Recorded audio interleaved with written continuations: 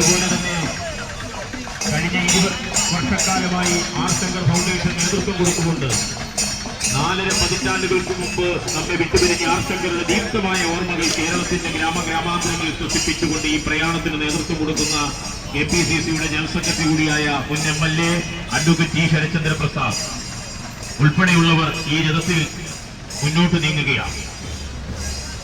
കർണാടകയിലെ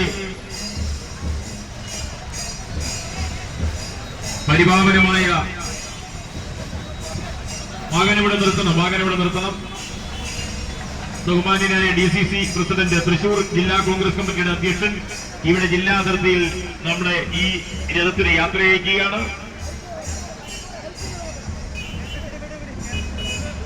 പ്രിയമുള്ളവരെ, തൃശൂർ ജില്ലാ കോൺഗ്രസ് കമ്മിറ്റി പ്രസിഡന്റ് അടക്കമുള്ള ഭാരവാഹികൾ എല്ലാവരും ഈ ജാഥ എറണാകുളം ജില്ലാ പ്രസിഡന്റ് ഏൽപ്പിച്ച് ഈ ജാഥ